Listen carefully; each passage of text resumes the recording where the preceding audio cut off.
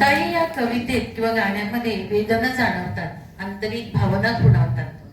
ह्या कवितेशी काही त्यांच्या खानोलकरांच्या जीवनात काही घडलेला प्रसंग असावा का, म्हणून अशी कविता लिहिली असेल तर? हां, आपल्याला जे मोठे साहित्यिक आहेत किंवा कुठलाही साहित्यिक त्याची प्रेरणास्थळ त्याच्या आयुष्यामध्ये शोधायला गेलं तर नक्कीच सापडतात. आता हा प्रसंग कसे कसे हसायाचे आहे मला. ही कविता लिहिली त्या कविते अगोदर थोडा वेळ म्हणजे एक अर्धा पाऊण तास अगोदर म्हणा, माझे दोन भावंड, माझे दोन मोठे भाऊ, एक त्र्यंबक आणि धाकटा म्हणजे त्याच्या मागचा अविनाश, दोघं खेळत बसले होते आणि त्यांनी अचानक माझ्या थोरल्या बंधूने, धाकट्या बंधूला, त्याच्यापेक्षा लहान होता त्याला, ह्याचं खत शेतामध्ये जे घालतात ना ते खत त्याला खायला दिलं आणि स्वतःही खूप लहान होते दोघं, खूप म्हणजे खूपच लहान होते. 1-1.5 वर्षाचं अंतर असेल, एक काहीतरी 2 वर्षाचा, तर त्याच्यापेक्षा थोडासा मोठा दुसरा.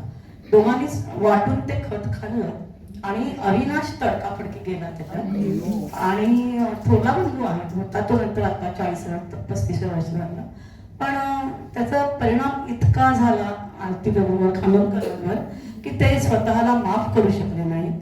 आणि त्यांना माहीतच नाही की आपल्या मुलाला असं झालंय, कारण ते एका मिरवणुकीमध्ये होते त्यावेळी आणि त्यांना बोलवायला गेले त्यावेळी त्याला घरी येईपर्यंत त्याचा प्राण गेलेला होता.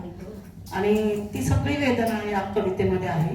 ही कविता फार म्हणजे भावनिक आहे, प्रश्नच नाही. त्यांच्या जीवनाविषयीच्या गोष्टी कळतात आणि मग त्यावेळी कळतं की काही कंगोरे, म्हणजे माणसाच्या जगण्यातले जे काही कंगोरे आहेत, ज्या काही छटा आहेत, त्या त्यांनी भोगलेल्या असतात आणि त्या नकळतपणे त्यांच्या लेखणीतनं उतरलेल्या असतात.